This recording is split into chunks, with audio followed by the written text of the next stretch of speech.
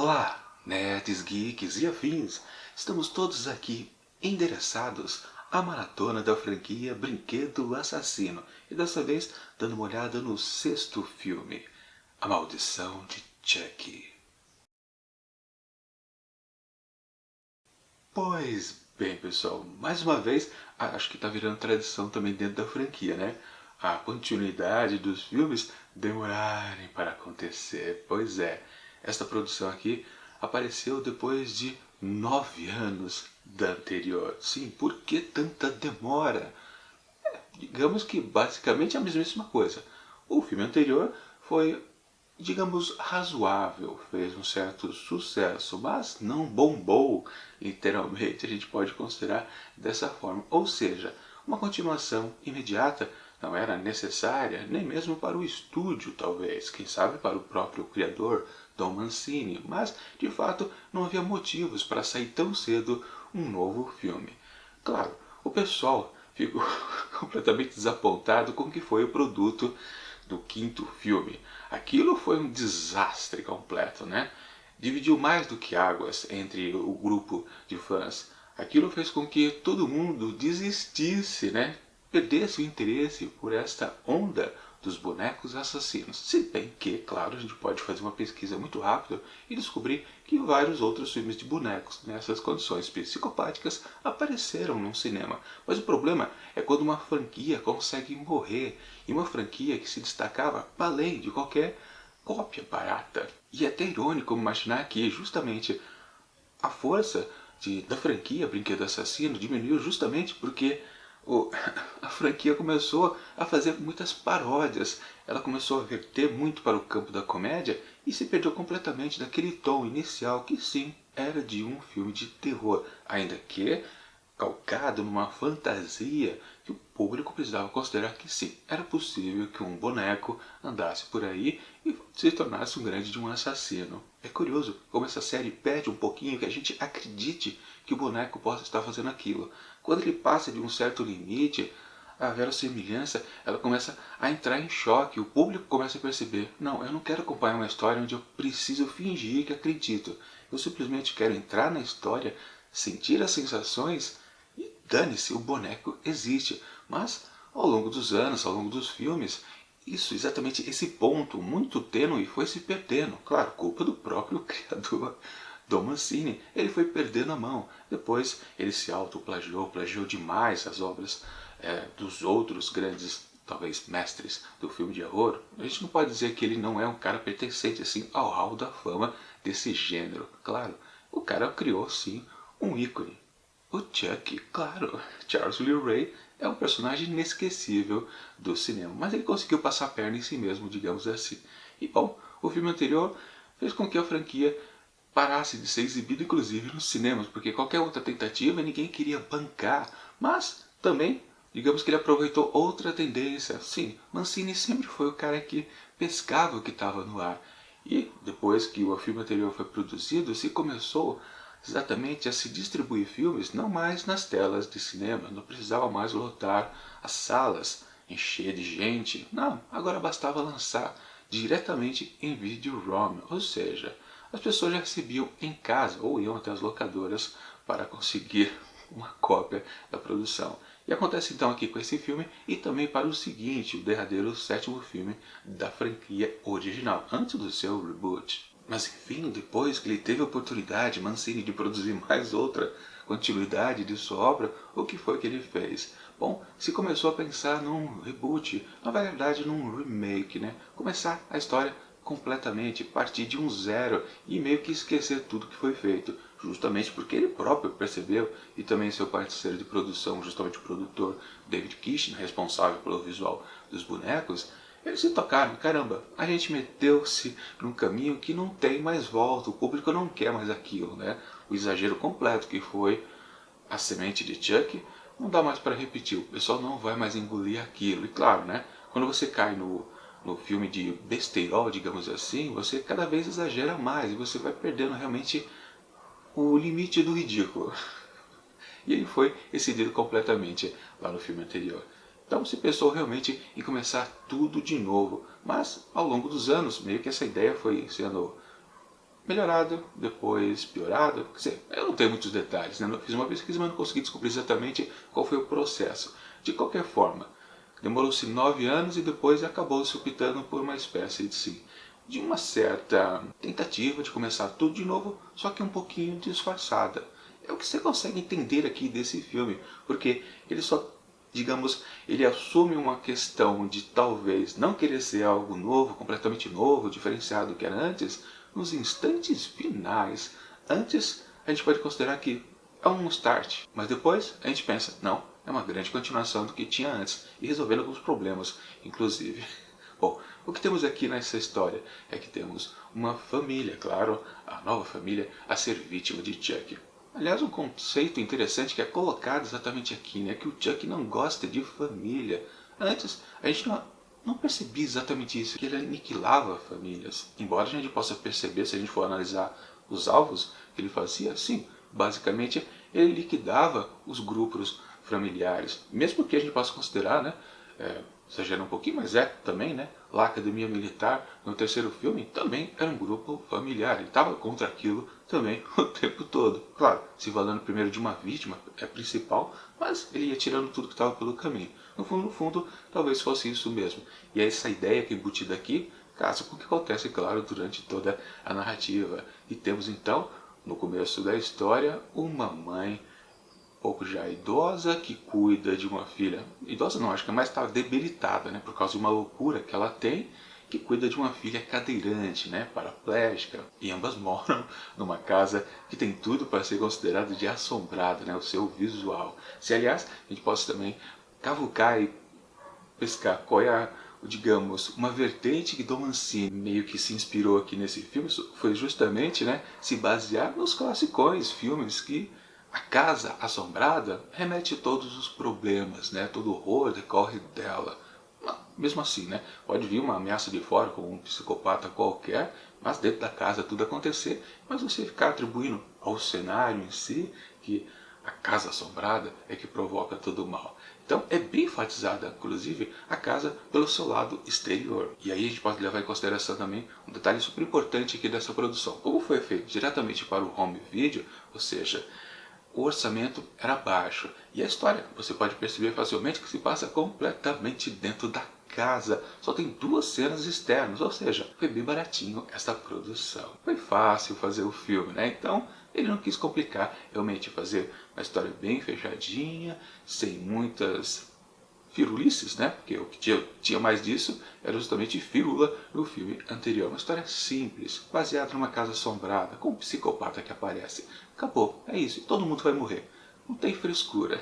Aliás, teve outro ponto importante, né? Porque assim que entram mais personagens na história, aparece até um padre. Um padre não foi usado por aqui. E também é um classicão, né? Ter a figura religiosa nos filmes de terror. Não, ele não fez nenhum exorcismo. Mas, se o Dom Mancini continuasse o tom de paródia do filme anterior, provavelmente acho que ele faria aqui nesse filme, né? Bom, enfim, embora cabeças rodando para trás, né, aconteceu por aqui, o que vale. Então, aquela família inicial da mãe maluca, pintando a toda hora apenas quadros de girassóis, e sua filha cadeirante, né, já é cortado porque a mãe acaba morrendo misteriosamente, né? Parece que ela cai lá do andar de cima da casa, mas na verdade ela está esfaqueada. Mas, de todo caso, para a polícia, foi considerado apenas um suicídio. Mas um suicídio se a mulher está esfaqueada? Tudo bem, o filme cai e acolá tem alguns defeitinhos de lógica, mas não são nada exagerados. Para quem já havia partido para completa maluquice, sandice, né, falta de lógica, em tempos anteriores, fazer um pequeno errinho aqui e acolá não tem problema não. Mas enfim, quando então a Nika fica órfã ali da mãe, o pai já havia falecido há muito tempo, ela acaba tendo a companhia do restante da família. Sua irmã, a Barbie, o seu marido, Ian, a filhinha de ambos, a Alice, e também a babá, a Jill. Bom, e junto veio o padre, não sei pra quê, né? Só pra morrer, coitado, né? Fazer o quê? Mas enfim, ok. Então temos aquele contexto que a irmã, a Barbie, acaba querendo, né, vender a casa porque ela precisa de grana, a família tá mal, curiosamente, né? Caramba, eles não têm dinheiro, mas paga uma babá cara pra garota? Que isso? É uma questão estranha que depois, claro, tem uma boa explicação. Ok, os pontos desse filme, dessa história, estão muito bem amarrados, curiosamente, mesmo com os defeitinhos aqui e acolá. Bom, as mortes em si não demoram a acontecer, e a primeira delas, digamos que vem também numa vertente que nunca tinha acontecido antes nos filmes da franquia, que é justamente a gente não saber quem vai morrer, ou seja, a gente curtir como espectador da obra um bom de um suspense. A gente sabe que alguém vai bater as botas, mas pode ser qualquer um, justamente porque todos estão comendo o mesmo prato de comida que foi envenenado por Jackie, que começa a dar os seus passinhos. Aliás, falando no boneco, né? Ele tá diferente. Eles voltaram àquela forma inicial lá do primeiro filme, distanciando daquela figura mais picotada, né? Que era o Chuck dos últimos filmes. Claro, ele foi fazendo um crescendo de visual, né? Cada vez mais maléfico. E agora ele volta à sua forma fofinha. Mas isso também tem uma explicação. Olha que curioso. O roteiro está muito bem amarrado. E a gente pode até dizer, né? Caramba, Dom Mancini, você aprendeu a escrever bem, criar os climas de tensão. E, melhor ainda, você virou um bom diretor. Se bem que a gente pode acreditar muito das tomadas que acontecem aqui, os ângulos de câmera e suas movimentações, ao diretor de fotografia. Isso é verdade, mas digamos que ele favoreceu, claro, a existência dessa nova pegada completamente distinta. Você não consegue associar que esse filme foi feito pelo mesmo diretor do anterior, que Dom Mancini continuou dirigindo e também continua na próxima sequência que finaliza toda a franquia inicial. Mas voltando ao ponto, sim, é muito tenso a gente tentar descobrir quem vai morrer primeiro. Claro, as apostas começam facilmente. Eu apostei que o padre morreria, porque talvez ele fosse mais descartável, talvez a novidade, todas as outras figuras ali presentes na mesa, jantando, já existiam antes. Ou seja, seria inovador, mais criativo, matar ele primeiramente. E deu certo, claro. Aliás, ele não morre ali estrebuchando, ele vai embora e temos então uma cena muito interessante, que é exatamente um acidente de carro, claro, porque ele perdeu os sentidos, né? Ou morreu no meio do caminho, sei lá. Não, na verdade não, né? Ele não morreu por causa do veneno. Falando e perdendo, né? Tô perdendo a minha voz aqui durante a gravação do vídeo. Tá ruim aqui, mas vamos continuar. O que vale é a diversão. Sim, foi uma morte interessante, mas um pouquinho gore, com certeza. O que é bom também. Tivemos poucas também na franquia. Bom, o pessoal da casa acabou não sabendo da morte do padre. Mas um policial que tinha ele como padrinho ficou interessado na resolução deste incidente duvidoso, porque ele era alcoólatra e se suspeitava que ele pudesse ter causado o acidente justamente porque voltou para a bebida. Aliás, outra pessoa morreu, né? No acidente dá para perceber um cadáver antes do policial se aproximar do carro. Mas, e também você pensa uma coisa, é uma morte um pouquinho mais original, um pouquinho mais trabalhada, principalmente porque a gente não sabe como ela termina. Ou seja, o roteiro de novo fez com que a gente ficasse ansioso pela resolução da cena. Ele sai lá da casa, meio esquisito, a gente sabe que ele vai morrer envenenado, mas no fundo não é isso que acontece. Uma boa de uma surpresa. Ou seja, o texto vai ganhando pontos, assim como também a direção. Tá tudo indo muito bem. Claro que a partir disso, a gente começa a encontrar algum tipo de morte parecido com o que a gente viu antes. A gente pode considerar que está acontecendo então uma paródia de si mesmo mais uma vez? Sim e não. Bom, a própria morte remete ao filme anterior, quando tivemos uma cabeça decapitada que foi lá do operador de marionetes. Claro que num contexto completamente diferenciado, justamente porque no filme anterior a morte era exagerada e a cabeça saía voando, o sangue ficava espirrando e aquilo não era crível. Mas a morte dessa vez, sim, ela está dentro do contexto de um possível acidente. Aquilo é completamente viável. Por isso que a gente acredita mais. Mesmo as outras mortes, se você for pensar, analisar, os conceitos para ela acontecer são bons. Então a gente sim passa a acreditar que tudo é possível. A gente entra na brincadeira. Bom, e daí vem a aposta. Quem vai morrer na sequência? Eu apostava que seria com certeza a babá. E dito e feito. Na verdade, aí depois eu pensava que morreria o marido, né? O cunhado da protagonista, da Nika. Não foi exatamente isso que aconteceu, mas eu perdi. Pelo menos ganhei duas sequências, né? Mas, bom, antes da babá morrer, teve a boa surpresa também relacionada exatamente à questão que o Dom Mancini abusou demais no filme anterior e começou no outro. Ou seja, a sexualidade dos personagens. Aqui, primeiro, olha só, de novo ele trabalhou. Ele não jogou na cara que os personagens eram lésbicos. Não, ele colocou antes uma dúvida na gente. Será que aquela mulher com um olhar um pouquinho meio paranoico, meio que talvez se emulando já a própria mãe, desconfiada da traição do marido, aquilo ia render alguma coisa? Podia ser mais perigosa que o próprio Chuck? A gente podia pensar um negócio desse, mas aí veio a reviravolta, a surpresinha. Caramba, ela tá sentindo ciúme não do marido, tá sentindo ciúme da babá, porque ambas são amantes. Foi uma boa sacada. Assim é que se trabalha exatamente a questão da sexualidade dentro de uma história. Ou seja, primeiro você torna esse conceito viável para a narrativa. A partir daí você apresenta e todo mundo aceita numa boa, curte, na verdade, a ideia exposta. De novo, Dom Mancini aprendeu a escrever roteiro. Caramba! Ok, mas aí a morte dela acabou sendo um pouquinho mais normal, talvez, porque por descarga elétrica, acho que a gente já viu isso lá no assassinato da Tiffany, né? Ou seja, não foi nenhuma novidade, não foi uma grande morte, mas acho que estava na cota das mulheres seminuas, né? Porque também os filmes de terror abusaram muito disso, né? Tava lá, ela morreu de lingerie, uma morte mais ou menos.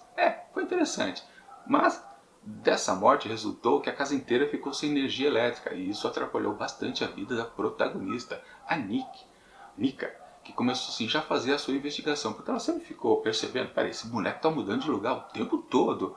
E claro, depois de um certo tempo, ela começou a ligar algumas questões, o próprio padre já havia se lembrado, né? Até no primeiro momento eu achava que ele estava indo embora, porque ele meio que lembrou, né, que exatamente o Chuck participava, esteve envolvido em assassinatos clássicos, né, lendas urbanas e por aí vai. Mas a Nika começou a fazer pesquisa aqui e acolá e descobriu que ela não sabia quem foi o remetente da caixa, porque sim, né? Mais uma vez o Chuck entra dentro de uma casa de família interessado por alguém anônimo. E isso, claro, já foi motivo de caramba, que loucura, que falta de lógica, justamente lá no terceiro filme, quando Andy estava lá dentro da academia militar e recebeu o pacote, né? Como é que Chuck se meteu dentro daquela caixa totalmente embrulhada? Não tinha lógica nenhuma. Esse filme aqui explica aquilo também. Bom, e por enquanto eu não tenho explicação para a minha rouquidão, mas eu continuo. Bom, o que vale que sim, depois daquela morte ali da babá, quem mais poderia morrer? A minha aposta, como disse, seria no cunhado da Nika, mas não, foi exatamente a sua irmã que foi a seguinte a bater as botas. Mesmo porque não tinha um grande elenco ali dentro daquela casa de opções, né? Agora tinha, claro que ficaria para o final, porque obviamente, né, Chuck está tentando entrar no corpo dela. E assim, uma coisa curiosa, né, que depois ficou mais intrigante ainda, né, onde eles estavam vendo aquele filme antigo, né, em Super 8 inclusive parece, né, porque era uma projeção, eles descobriram, peraí, tem uma figura sinistra ali naquele almoço familiar, né, o que está acontecendo ali? Quem é aquele cidadão super do estranho? Bom, a gente já sacava, né, que era o próprio Charles Ray, claro, era óbvio, né, então tinha uma conexão dele com a família anteriormente. Isso está interessante. E nesse ponto exatamente que a gente começava a pensar que talvez o filme fosse realmente um retrabalho de toda a história. Ou seja, vamos começar do zero, porque a gente sempre soube que ele estava relacionado com aquela perseguição do policial que acabou matando ele na loja do brinquedo e ele, para se salvar, colocou sua alma dentro do boneco Good Guy. Mas aqui, peraí, tudo vai ser diferenciado. A origem de Chuck parece que vai ser completamente diferente. Mas vamos ainda deixar para depois, porque ainda precisava morrer de uma forma também ok a morte dela. Um pouquinho macabra, um pouquinho exagerada, um pouquinho fantasiosa, mas também típico dos filmes de terror, né? O olho pingando, né? Lá de cima da escada, até acertar a Nika, que subiu por sua vez também sozinha, né, já que o elevador não estava funcionando mais porque não tinha mais energia elétrica, ela subiu toda aquele lance de escada numa boa, né?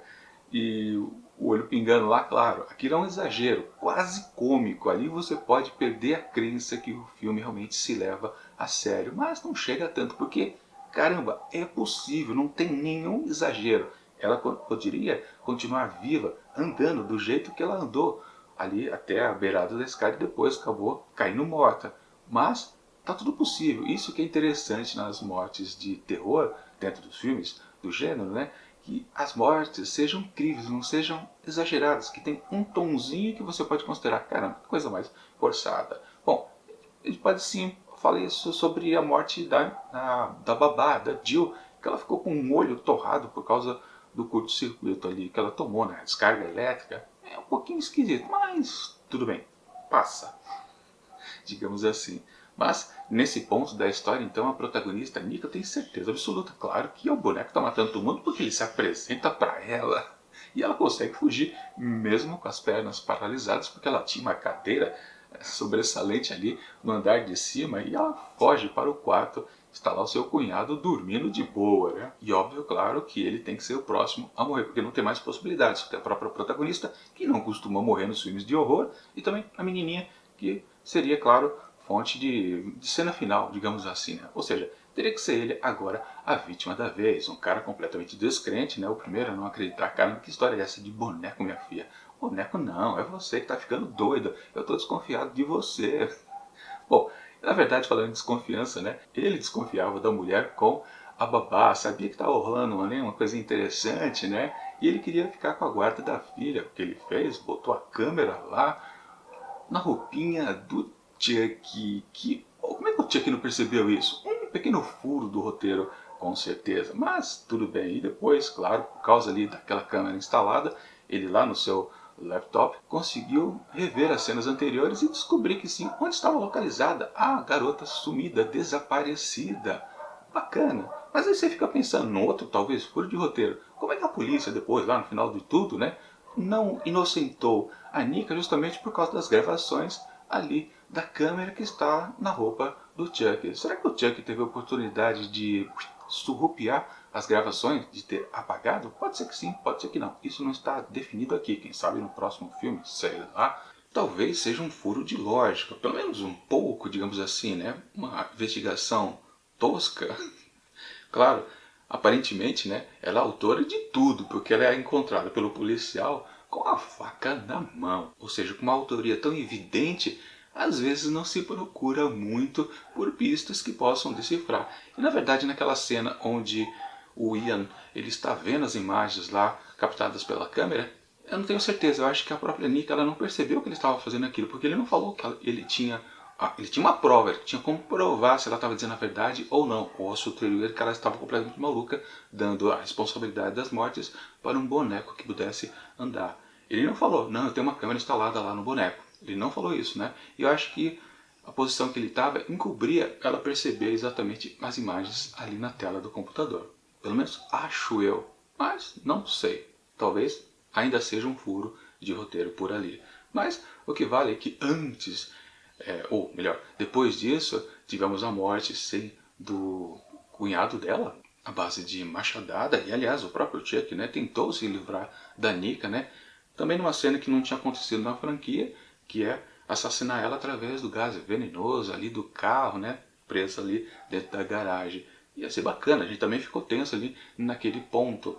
Ou seja, os momentos de tensões aqui que antecedem as mortes foram muito bem feitos aqui no filme, ou seja, o clima sombrio de pré-morte, pré-assassinato, todos eles são funcionais aqui nessa produção. Não dá para dizer que exagero, tá repetindo as mortes. Não, o que vale é que mesmo que algumas dessas mortes tenham acontecido nos filmes anteriores, tudo que veio antes, o que formou a tensão da cena, tudo isso estava coerente. De novo, boa direção, o texto, claro, já ajudava tudo isso, e a encenação, melhor ainda. Se é culpa ou não, talvez, do diretor de fotografia, não sei. De qualquer forma, a responsabilidade cai do roteiro à direção para Don Mancini, ou seja, ele acertou tudo. Bom, e basicamente morreu todo mundo, só sobrou Nika, a protagonista, e a garotinha. E aí temos um pulo para o julgamento, onde ela, sim, claro, foi considerada a culpada de todas as mortes, porque óbvio, né, claro, um conceito da série, não dá pra gente se livrar dele, que foi uma coisa que meio que ajudou a franquia a começar a ficar um pouquinho esvaziada, porque sim, nunca se atribuía as mortes de fato ao boneco, sempre era alguma pessoa que estava por perto que assumia todas as responsabilidades.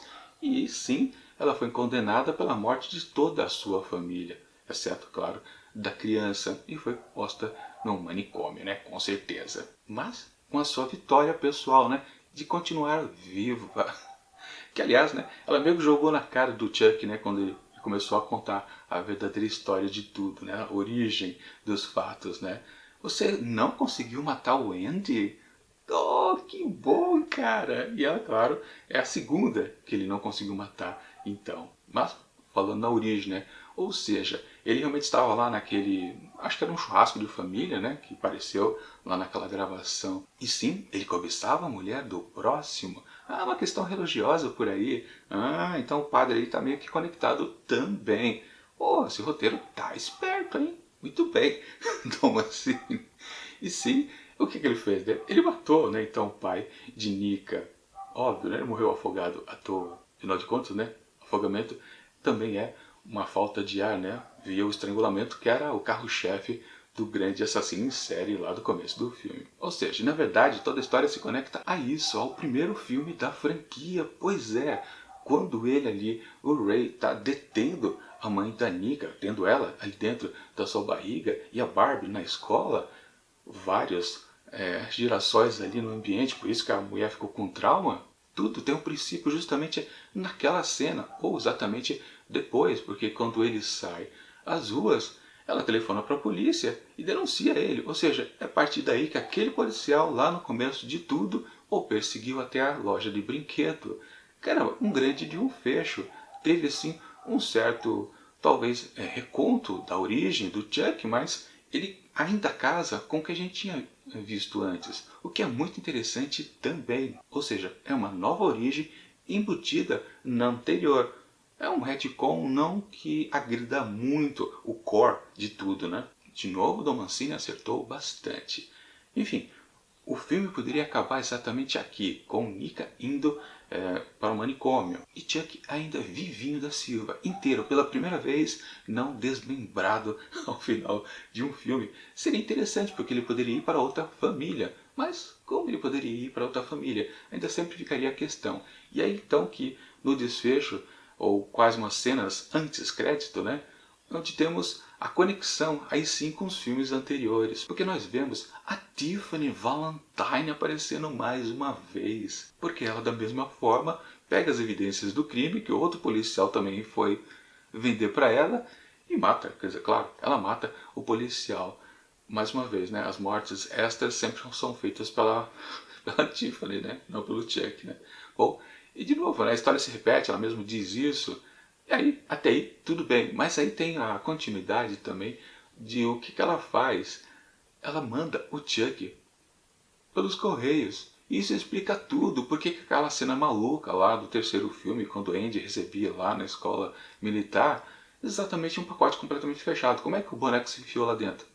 Era simplesmente a Tiffany o tempo todo fazendo os envios. É uma junção de tudo que aconteceu antes. Ou seja, realmente esse filme não é um recomeço de tudo. Ele é apenas uma amostra do que foi a origem mais detalhada, digamos assim. E tudo casa completamente. E não fica exagerado. Praticamente ele consegue dar uma laçada em todos os pontos soltos que haviam anteriormente. Muito bom. De novo, um roteiro está muito bem escrito. Caramba, Don Mancini, está me surpreendendo. E depois, ou foi antes, depois, aí não lembro.